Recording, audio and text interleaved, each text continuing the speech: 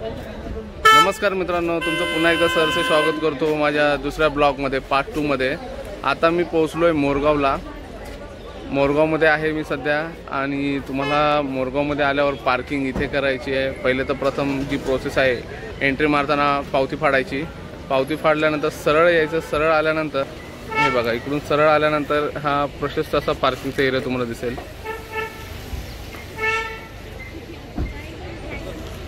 So इथे गाडी park केल्यानंतर तुम्हाला जायचंय मंदिराकडे चालत। इथे बोर्डही लावलेले जागोजागी तुमच्या माहितीसाठी।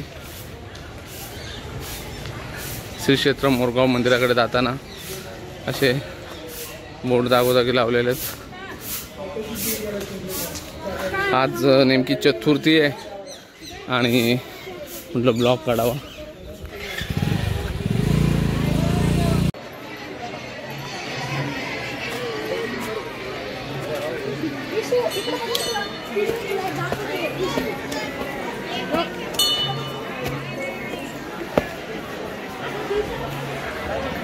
सो फायनली मयुरेश्वर मंदिर क्षेत्र मोरगाव इथे पोहोचलो आहे आपण। चतुर्थीमुळे प्रचंड गर्दी अशी तुम्हाला दिसेल गेटपासूनच मंदिराच्या गाभाऱ्यात, म्हणजे मंदिराचे प्रवेशद्वार तिथून। सो कोणाला पास वगैरे काढायचा असेल ते इथे दर्शन पास काढू शकता। चतुर्थी असल्यामुळे प्रचंड गर्दी होती। या गर्दीतून वाट काढत आम्ही चाललो होतो दर्शनाच्या रांगेत। पास घेऊन शक्यतो मी जाणार होतो, कारण की वेळेअभावी मला जास्त वेळ थांबता येत नाही, त्याच्यामुळे सो मी पासची कुठे भेटत होता ते शोधत होतो। आणि ही तुम्ही गर्दी बघू शकता व्हिडिओ मार्फत। खूप गर्दी होती। या ऑफिसमधून तुम्ही पास मिळवू शकता 100 रुपये पर पर्सन। पास काढून आम्ही थेट पोहोचलो मंदिराच्या गाभाऱ्यात। मंदिराच्या गाभाऱ्यात आल्यानंतर श्री मयुरेश्वर लिहिलेलं आहे, त्याच्या समोरच त्याच्यामध्येच मयुरेश्वर गणपती विराजमान आहेत। सो जमलं तर मी तुम्हाला गणपतीचं दर्शन नक्कीच घडवेल। हे बघा मित्रांनो, गणपतीचं दर्शन तर झालेलं आहे। आता बाहेर आलो आहे। ही बघा लाईन, एवढी लाईन आहे की भरपूर वेळ गेला असता लाईनीत थांबलो असतो तर, त्याच्यामुळे जमलं तर 100 रुपयाचा पास करून दर्शन घ्यावे। मित्रांनो, आता आपण थोडीशी माहिती मोरेश्वर गणपतीबद्दल जाणून घेऊया। अष्टविनायकातील सर्वात पहिला गणपती म्हणून मोरगावचा मयुरेश्वर ओळखला जातो।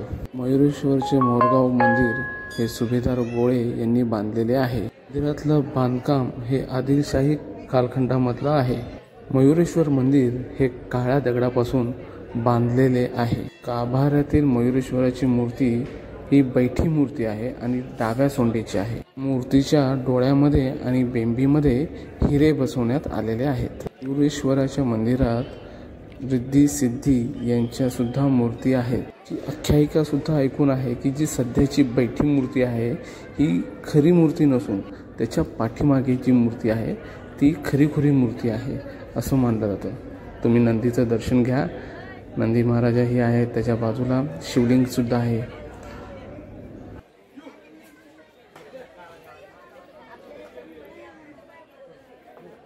सो मित्रांनो, फायनली मोरगावचं सुद्धा दर्शन झालेलं आहे। मोरगावचं दर्शन आम्ही पास घेऊन घेतलं, कारण की गर्दी खूप होती। जवळजवळ लाईनीत उभं राहिलो असतो तर माझे 2 तास कुठे नाही गेले, म्हणून मग 100 रुपयाचा पास पडला प्रत्येकी पर पर्सन आणि आम्ही दर्शन घेतलं। सो तुम्हाला व्हिडिओ नक्कीच आवडल्यावर लाईक करा, शेअर करा आणि सबस्क्राईब करा। सो असंच तुमचं प्रेम राहू द्या। धन्यवाद।